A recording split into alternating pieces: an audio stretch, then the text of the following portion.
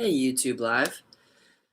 So I titled this video, Reminder to Myself, I Know Who I Am in Truth. These are blue light glasses, but I got some feedback actually from my family that, first of all, there's mixed reviews if I should wear them or not for looks. But second of all, when I'm on live or on social media, it's hard to see my eyes. And I agree, it actually does have a pretty good reflection. So I'm going to keep this one brief. I wanted to pop on here and talk about this title, I Know Who I Am in Truth. And what that is a quote from Paul Selig, and he's a channeled spiritual teacher. He channels what he calls the guides, and he's written several books where he dictates and channels information. And what comes through is these guides that have this ancient yet very timely, all super relative wisdom of the spiritual experience, of the human experience, life. So all that to say, I paraphrased one of his quotes and put the words, I know who I am in truth, in my song, my first single called Every Time I Chose It. And so in the bridge of that song, it goes, I know who. It's early. I know who I am in truth. It's just this big proclamation moment in the song, the bridge, where it goes, I know who I am in truth. Just all the same note, just drilling it, because it's a very, for me, in my experience, that song represents that decisive moment of, I know who I. It's like you're taking a stand and you're deciding for yourself. You have that choice to say, I've had enough of this life and I'm going to choose this life. I know who I am in truth. I'm not buying into the lies, and I'm not going to continue to be out of alignment. I've experienced enough pain and suffering to be like, you know what? I know who I am and it's not this. So I'm going to change my decision. And the more you change your decision, whatever you focus on grows. Surround yourself with the people you want to be with or be like. I went live on Instagram like 20 minutes ago, and someone said that in the comments. They said, surround yourself with the people you want to be like. And so true. And that's sort of the theory or the message overall behind my first song, Every Time I Chose It. The lyrics go, everywhere I go, in my heart I know, everything it grows, every time I chose it. So, everything it grows. Where we place our attention, it grows. If we choose to focus on positivity and things that inspire us, more of that energy is going to manifest and build up in your life and just create and compound and flow. And the more you're out of alignment, perhaps, and focusing on the things you shouldn't be focusing on, you feel weird about it, and you kind of start going down the slippery slope of perhaps bad habits, perhaps poor choices that one leads to another, and it gets harder and harder until you reach a point of suffering and you say, you know what, I've had enough, and you have to decide. So in that song, that was sort of that moment for me, musically expressing it of, I know who I am in truth. I would play it right now, but I guess that's not really what this is for. And also, I played this song like a few weeks ago on YouTube, just like this, like, I know who I am in truth. And YouTube cut off this video and said copyright. So the algorithms are really good where I can't even play my own song on my own channel because they're looking out for me. They think that I'm an imposter singing a song I shouldn't be singing.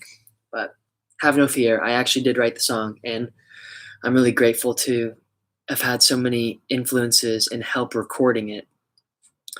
My friends collaborated on it. Drew Lewis on drums, Connor Hollifield on guitar, over at Hybrid Audio Solutions in Charleston, Alan and Scott.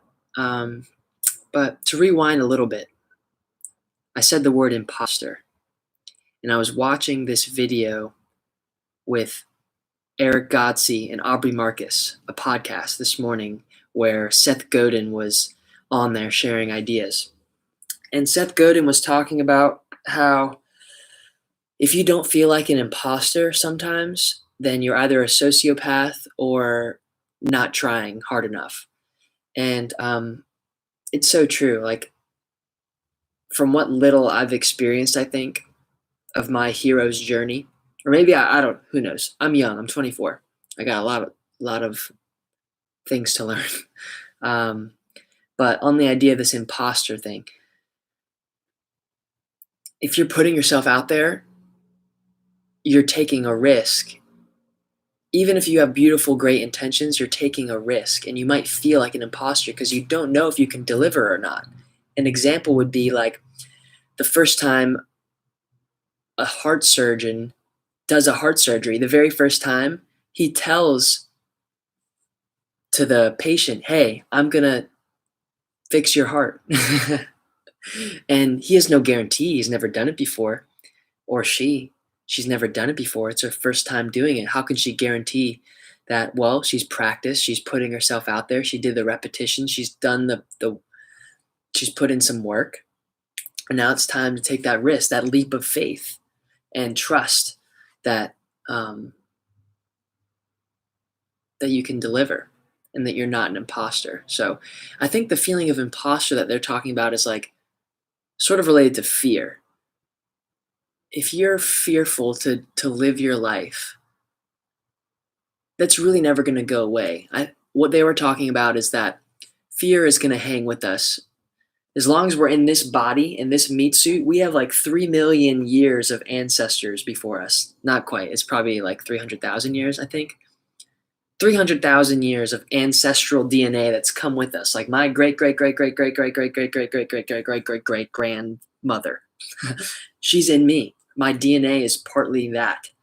And with all of that comes all the fear instincts that I have to look out for the tiger. I have to look out for this. I need to hoard all these toilet paper because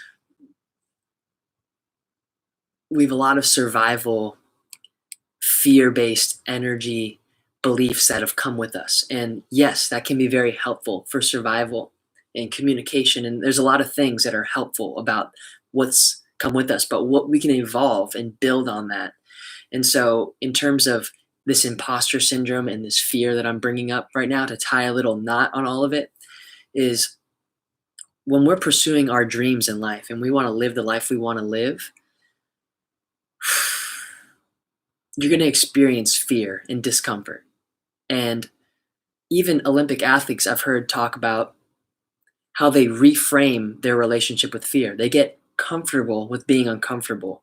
They reframe the feeling of nervousness, of their hands sweating. They see that as excitement. Over time, they see that as, wow, I get the chance to show off my skills. I get the chance to give back. I get the chance to collaborate with my teammates.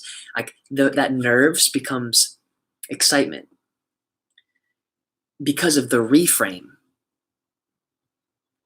It's still the same biologically. Your hands can sweat, and one person can think it's nervousness, and one person could think it's excitement. It just depends how you look at it.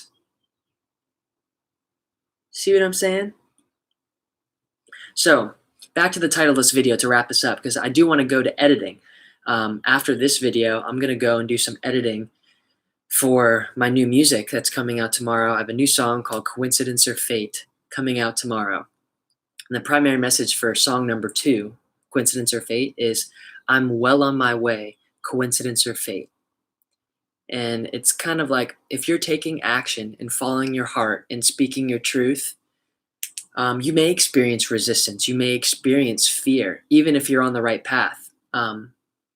So it's important to trust the process right now. And a reminder to myself is to trust the process. What's up, Michael Pamulis?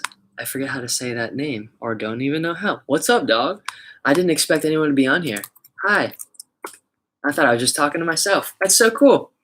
The channel is growing. I was just letting everybody know that I have a new song coming out tomorrow, Coincidence or Fate. And also going on in my world, I have another song I'm working on called People Are the World. It's a song I've had for 3 or 4 years, and it's near and dear to my heart. I wrote it at a time of going through a breakup, My heart was broken open, and I wrote this song in like 15 minutes, and it's just stuck with me as one of those most beautiful. Like I'm just very proud of it in a way that's not like show offy, but a way that's like when I die, I'm gonna be so glad that that song exists, even if it's just for me, and to have the opportunity to now share it with other people. And here's how you can get involved. Here's the reason I'm saying this is we're making a collaborative music video. And right now, given everything that's going on in the world, there's a lot of fear-based things, perhaps manifesting in an unhealthy way. Like a lot of people are kind of purging all of their old negative energy. And it's very timely and awesome that I'm grateful that I have this song called People Are the World that's just about ready to get released. And we're going to release it with a music video. So what you can do to participate, it's really easy. We set up my website, JohnBrewsterMusic.com. I can put this in the comments down below, JohnBrewsterMusic.com. And if you go there, the main page is the directions of how you can participate in this music video. All you have to do is, there's a couple options, like doodle out the title of the song, People Are the World. You can hold it up. You can take a webcam video and just be like, what's up? People are the world. There's a few different options there. Scroll through your phone and share like a positive, spiritual, just feel good moment that reminds you of the goodness of the human spirit. Things like that. So you can go to johnbrewstermusic.com, and what we're going to do is compile all the footage and then make it into this collaborative video from people all over the world. Last night, we heard from a mutual friend that this link got over to Germany, and someone in Germany, I think, is going to handwrite in German, People Are the World, and send it in on video like this. And I can't wait to see it because we can put it in the video and just see like, wow, the world is so small. I think the era of music or art being a vector for love and kindness is over. The next influential artistic movement will be a turn away from that of the 60s. Yeah, man. It's coming. I think it's all happening again, right? The market crashes and then it goes back up. Spring comes, spring goes, but it circles back around. I'm with you. We haven't had that 60s moment, and I think with all that's going on with Corona, and God bless whoever's been affected directly or indirectly, which is virtually the whole world, which is pretty cool because I follow this spiritual teacher named Feel Good Life, and he talked and shared this perspective about what's going on in the world, that since everybody is focused on the coronavirus, everyone becomes aware of each other. It's like we have a mutual friend, which some people don't see that as a friend. But we have a mutual connection, which makes everybody aware of each other. We're all going through the same thing together. We're collectively experiencing this thing where it's a mutual connection. And that brings everybody together, I think.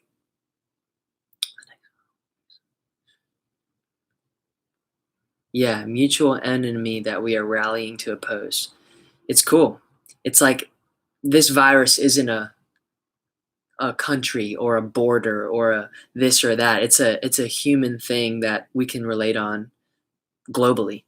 So we're scapegoating something that's abstract and non-human. Yeah, man. The 60s happened and we were running out of fumes. Running on its fumes for 50 years. So true. Like I just saw the documentary Fantastic Fungi with Paul Stamets, and I went on Joe Rogan's podcast and listened to that interview they had talking about fungi. So fascinating. So fascinating.